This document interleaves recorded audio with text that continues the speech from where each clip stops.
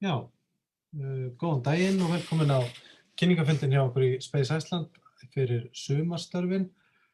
Við erum gríðarlega spennt fyrir því að hefja undirbúninga að næsta sumri og erum með svona stutta kynningu fyrir ykkur. Ef það er ykkur sem talar ekki íslensku þá höfum við venjulega skipt yfir á ensku, þannig ég ætla að skipta yfir á ensku og athuga. So hi, welcome everyone to this space sector summer jobs meeting. If there's anyone here that isn't very comfortable with Icelandic, doesn't speak it, or would like us just to do this in English, we're happy to do so. Just send us a message in the chat. But if there is none of that, we'll continue in Icelandic. All right. Við ætlum semst að fara hérna aðeins yfir, við ætlum að byrja því að fara aðeins yfir semst að hvað Space Iceland er og We'll have it in English then. That's great. Okay, so I'll start. My name is Atli Þór Fanndal. I'm the CEO of Space Iceland. With me today is Alfa. She's going to tell you a little bit about Copernicus. And Kristján, he is on the board of Space Iceland Next Gen, but he was also a summer researcher for us for the last 2 summers, and he'll talk a little bit about his project. So Space Iceland is a service entity for the space sector in Iceland. So Iceland does not have a space agency, it does not have a space policy, nor any regulatory framework around space, which means that Space Iceland is sort of a privately run space sector development office. We are not a government agency, and it's important that people take note of that. We do not speak on behalf of the government, nor can we make any decisions for them. So our job is kind of divided in 3 pillars. The most extensive one is the office, where we help any company in Iceland, any domestic researcher or companies or startups or institutions with anything related to space. And most of those projects are tech transfer for space or reliance on space infrastructure. So Iceland is not super active in the exploration of space. So there's not a lot of upstream activity in Iceland, but there is a little bit of it. There are some field trips and habitat testing, rover testing, and so on. But most of the sector in Iceland is downstream, or sort of tech transfer from space to traditional infrastructures. The second one is a cluster. We cluster together companies and skills, and this is our way of trying to climb the value chain. Originally, this was supposed to be our single function, but has become more of an ad hoc since we were started, due to the fact that the environment is quite underdeveloped, so we need to invest a little bit more into sort of policy and advice and funding. And then we have the outreach one, or talks, which is stuff like Space Iceland Next Gen, the stuff we do with young people. It's any sort of parliamentary reviews or communication with the authorities, and then just general outreach for the public. So we, for the last 3 years, have had these sort of summer jobs. Most of them come through funding from the Student Innovation Fund. There are some examples where we have disagreed with the Innovation and Research Institute, and we've been able to finance projects that we feel should be funded through other methods. But generally, they get funding through RANIS. They are for undergraduate or master students. And what we do is host you along with our partners. We very rarely do a project where the only partner is Space Iceland. Due to the fact of how we work, we generally tend to work with partners that own most of the technology or the research. We put quite a high emphasis on making sure that each project has has a long list of partners that see the benefit of it.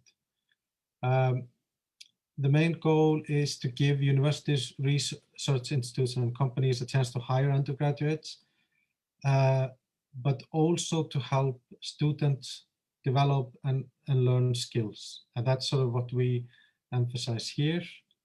And the next deadline is probably going to be in February, but it hasn't been announced. And you might wonder, why are we asking you to meet us now?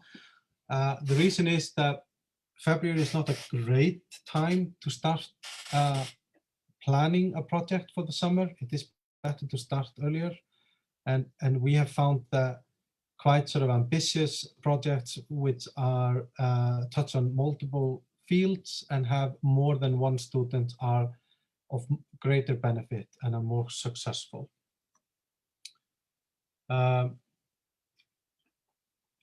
What we aim to do, and this doesn't always work out, but the projects that we are the most interested in are projects where we see a potential startup or new field developing. So any project that you have where you think that at the end of the summer you might be closer to starting your own business, or going and developing some sort of solution, or continuing the research, we are quite for those projects.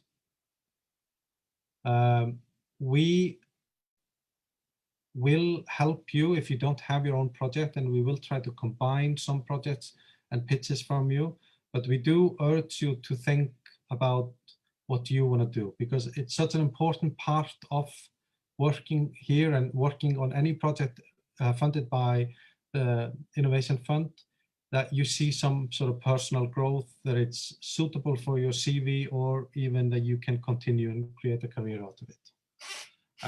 Our role is to provide assistance. We'll help you with, you can work at our office, although last summer's students did not, but you will be welcome to. And then we help you by giving you access to our network of partners. So some of the projects that we wanted to name as an example, it's important that you don't see it as just space. You don't have to build a rocket, which is impossible in 3 months as well, unless you've already designed it.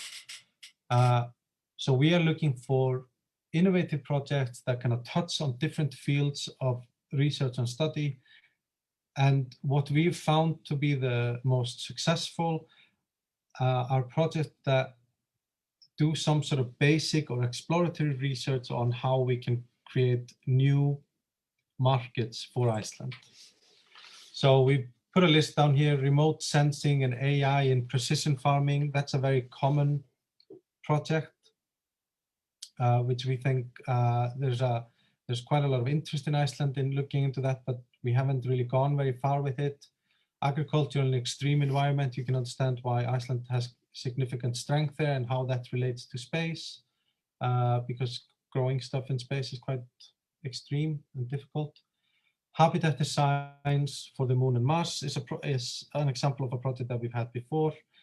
Iceland recently joined EGNOS, and we put quite a lot of emphasis on researching and lobbying for Iceland to be part of EGNOS. So any project related to that. Smart cities solutions and environmental research in general, and that's where Copernicus comes in place. And just before I finish, I just want to mention some of the previous projects. We've had 31 students in the last 3 years. The first project was mapping of opportunities and capacity for greater Icelandic participation in space. And within that project was also some element of kind of pre-research for designing and constructing a CubeSat. This project, we always aim to publish the report. What we found during that summer is that there is actually quite a lot of activity. So the product that came out of this were multiple products and multiple events, but mostly an internal document that we still update and base everything on. Some of our students were in 2020 were able to work with us on a rocket launch, an R&D rocket launch. A project I'm very proud of was the creation of new space terminology for Icelandic. That is a significant issue, that you start to use quite a lot of Icelandic English terms when you're trying to talk about space in Iceland. There was a group that was involved in the testing of a Mars rover, and there was a group of there was an architect student that did a report for us on business opportunities and trying to attract more habitat design and testing to Iceland. We did have an astronaut training in Húsavík. There was also a researcher here. He was not from Iceland, which researched national security issues that could come with the development of the space industry or greater activity. We worked with the French Space Agency on documenting the launches made by CNES in 64 and 65. That was a little bit of a forgotten history, but there have been 4 launches into space from Iceland. We sponsored a student that created an air quality model for Reykjavik with data from Copernicus. Within a couple of weeks, I think 3 or 4 weeks, he had a working model for Reykjavik, which has been in the works for 9 years by other methods and is still not functioning. So we were quite proud of that. And then Christian will tell you a bit about development of a space workshop for primary and preschool children. But I'm going to give it away to Alpha. Do you have your camera on? Yes. Can you mute? Yes. Oops. Go. All right. I hope everyone can hear me. So you can put on the next slide for me. So I'm just going to briefly explain the European Union's Copernicus project. The reason is that we're going to give special priority to projects related to Copernicus. And I will go into more detail about why a bit later. But what is Copernicus? It's an EU program aimed at developing European information services based on satellite Earth observation and in situ, or which is called its non-space data. So the objective of Copernicus is to monitor and forecast the state of the environment on land, sea, and in the atmosphere. And that's in order to support climate change mitigation and adaptation strategies, the efficient management of emergency situations, and the improvement of the security of every citizen.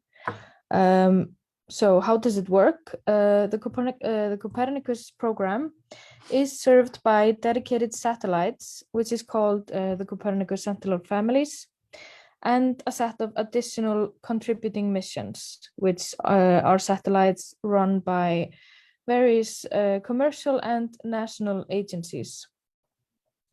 So the Copernicus, they store the data and help to provide a large amount of reliable and up-to-date information on the status of the Earth. And this data can actually be used to create different kinds of products, such as statistic and topographic maps. The data is then analyzed in a way that generates indicators useful for researchers, for example, and end users, providing information on past, present, and future trends. So you can do the next slide. So who can actually use the Copernicus data? The Copernicus satellite data is open to everyone. That includes authorities, institutions, companies, scientists, entrepreneurs, and the general public. And the data is not only available in Europe, but it's available worldwide. So the Copernicus services, it's actually made up of 6 categories. It's the Copernicus Atmosphere Monitoring Service, Marine Environment, Land Monitoring, Climate Change, Emergency Management, and Security Service. And I'm just going to give you, you can go on the next one. Yeah, this is just an image from Copernicus, which give you sort of an overview of all the different categories. And you can see pictures of the Sentinel family there surrounding the Earth. And you can just go to the next one. I'm just going to give you a few examples of how the Copernicus data has been used, just to like give you an idea. But like the first one, it's a project called Crop Condition Monitoring at Field Level. And here, accurate mapping and monitoring of food crops was needed. And this is, of course, very important to ensure food safety and food quality. And the solution here was to track crop condition by comparing older data with newer data that tracked seasonal changes, droughts, and other factors. And based on that, it was possible to make a prediction model to improve efficiency in agriculture when it comes to factors like utilization of water and fertilizers. The next one, improving snow avalanche forecasting, which is actually a bit relevant to Iceland. Well, all of them are relevant to Iceland. Here, the challenge is simple. I mean, avalanches are a threat to infrastructure and people. The solution here, so the depositional part of avalanches is detected with SAR images. It's stored in a geodatabase with a timestamp, location information, and spatial extent. And this is done to map sort of the behavior of avalanches. So the forecasters can implement the data when making avalanche forecasts and risk assessments. The third one, which is was actually here in Iceland, it's keeping track of retreating glaciers in Iceland. So the largest glaciers in Europe are in Iceland, and glacier rivers flow from these to sea. So it's crossing the road system in various places. And here the snow line that forms in the summer from glaciers was observed. It gives an indication of the minimum extent of the glacier each year. And by comparing the data of several years back in time, it is possible to assess the movement and retreat of the glaciers, as well as the formation of glacial lakes. So, and then manually, the results are cleaned by visual comparison from ground data to increase the accuracy of the forecast models. And if you go to the next one, this is just a few examples of other user stories. And as you can see, it can be very diverse. It can be used to look into oil spill detection, enabling Earth observation for like protected areas, which we have a lot of here in Iceland. Wetland functional assessment, that's something that can be utilized here in Iceland as well. It can also be used for urban planning, etc. And also, which is interesting to us, like monitoring the health of water and sewage networks. And yeah, so the reason why we're talking about this is because we are currently working on a project which is called Promoting Use of Copernicus in Iceland.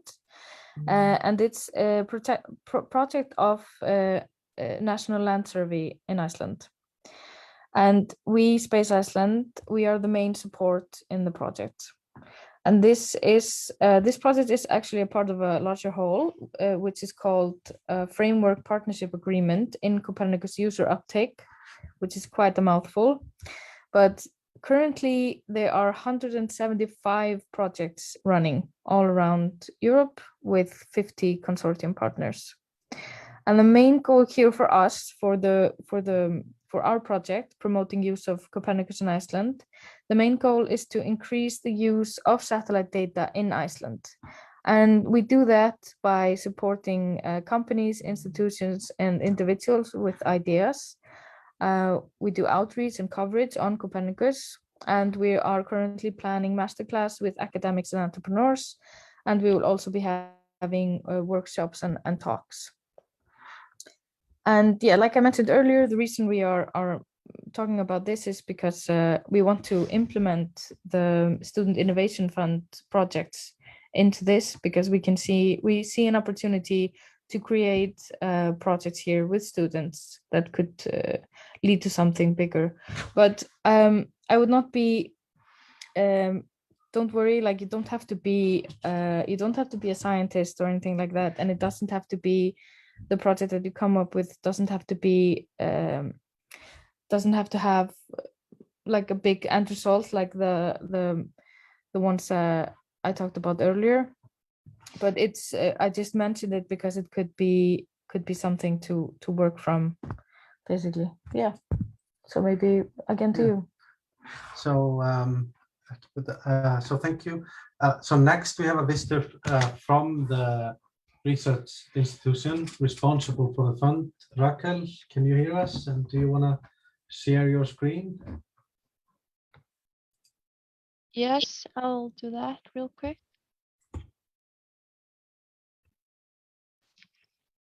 The presentation is in Icelandic, but I will present to you in English if that's okay.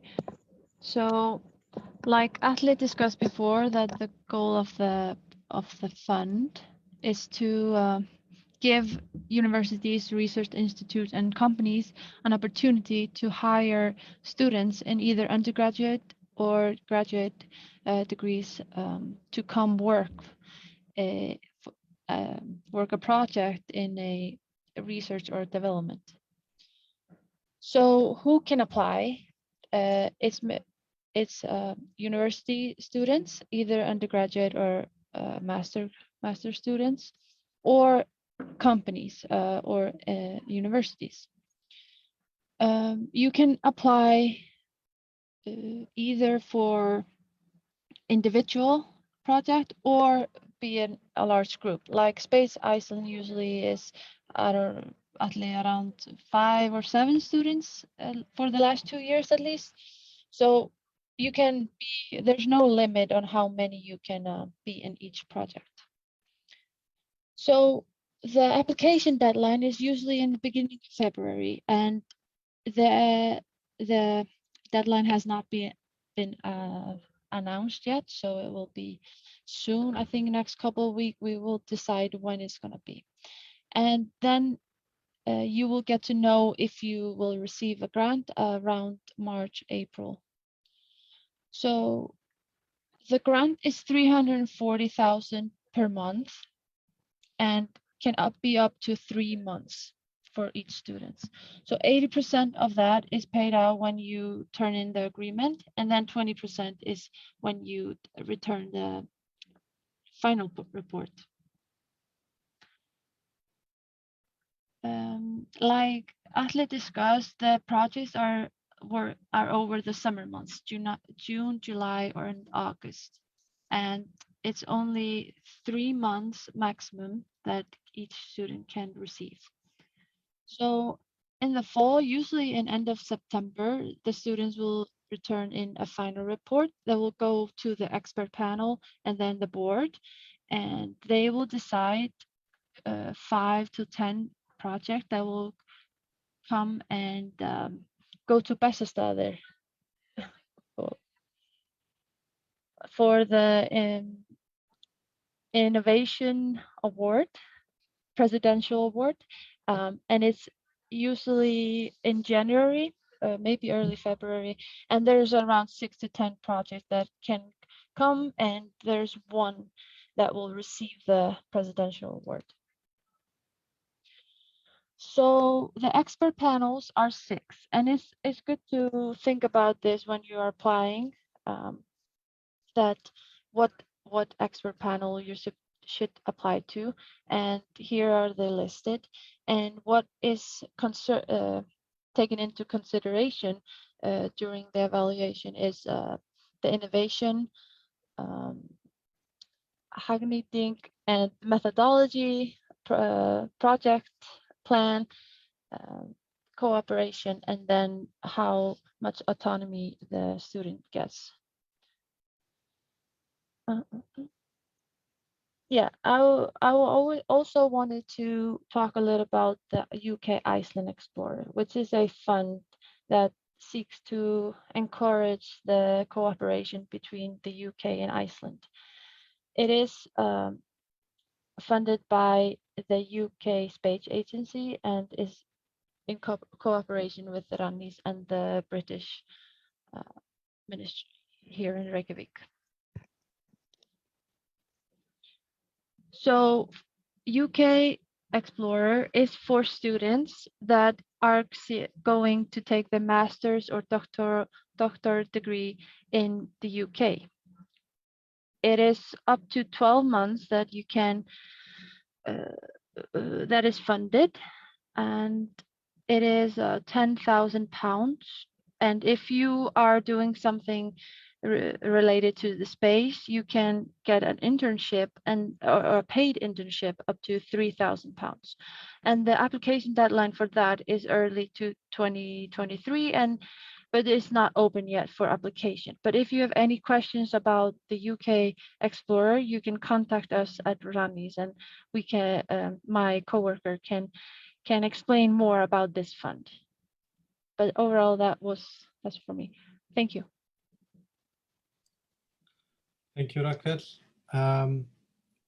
Christian, before we go to questions, we wanted to ask Christian to talk a little bit about his project and just kind of flatter Space Iceland, how nice we are. Yeah. So, hi everyone. My name is Christian. Nice to meet you. I've been working the last 2 summers now on a project called Space Kids or Game Crackers, and it actually started on a meeting like this. So basically, what happened was that I was very inspired on this sort of meeting 2 years ago to work on some sort of project that's space related, because I'm studying astrophysics, and so of course I want to do something space related. And so I sort of brainstormed and got this idea of maybe doing like some sort of material for kids about space. And so I, along with my astrophysics friends in the University of Iceland, we sort of pitched this idea to Atle and Alpha, and they liked it, and they actually helped us develop the idea even further. And of course, they helped us apply for the grant, the Student Innovation Fund. And we got it, which was very exciting. And yeah, so since then, the project has expanded a lot. So it's been 2 years now. And I would say the overall goals are like, we have a lot more long-term goals now, which is, yeah. So basically what the Space Kids project is about now is to, I would say, to strengthen the space culture in Iceland, if you can call it that, and to sort of, we do that by basically inspiring the younger generations with interesting and fun teaching material about space. So that's generally broadly what the project is about. And yeah, so a little bit about the work. It's a lot different than normal jobs. A normal job, I would say. So, for example, I worked at the pool before this. It was okay, but it's like it was very like, just do this and you're done. It was sort of brain dead. So what I'm trying to say is that this sort of work is, you're working on like your own project with your group, and you're developing your own ideas. It's 1,000 times more rewarding. And so if this is the sort of work you're interested in, which I think you should be, then, and of course, if you have some ideas or get them later of some fun or cool projects, then just don't hesitate to pitch them, and we'll help you develop it and hopefully get the funding next summer. So yeah, that's really all I have to say. Thank you. Thank you. So just a quick thing, if I may. So Christian has been with us for 2 summers, and now he's on the board of Space Iceland Next Gen, which is a fund that we are setting up. And it in a way is created out of their project as well. So it is a separate fund that we are building up. Currently, it mostly sponsors work that includes Space Iceland and any sort of outreach and work for young people, but we are trying over the next few years to fund it so that eventually we'll be able to fund research projects and startups for young people. It has a little bit of money right now, but we are building on it. So after Christian worked with us, we asked him to join the board of that, and we're quite proud of it. And we have in the past, there have been some students that have retained work for a little bit for us, but most of them have gone to further studies, often related to space, which is really the goal for us. So now we have questions. Alpha is following on in the chat. We'll also follow on Facebook if someone is watching there, but you can just raise your hand and ask away. But the point of this meeting now is just to get you thinking about the project and what you would like to do. We will in a bit, we will later on send you kind of a plan on how we write the applications and how it's best to move forward to it, because it is a little bit of work to do the application, but it is important that you are involved in that, because we found that students that have ownership of their own projects in cooperation with us usually do fare better during the summer. Any questions? Maybe just add that, we would also like to say that you don't have to be in like natural sciences. It's a good opportunity for social science projects or like interdisciplinary projects to apply in the Student Innovation Fund. We really want to see not only people that are going to be an astrophysicist, but also just someone who's going to be in social science or social worker or a psychologist or a doctor or a lawyer. It's really, it can be, well, it would be beneficiary to have like an interdisciplinary, svona þverfaglegt, þverfagleg verkefni, to say it in Icelandic as well. So yeah.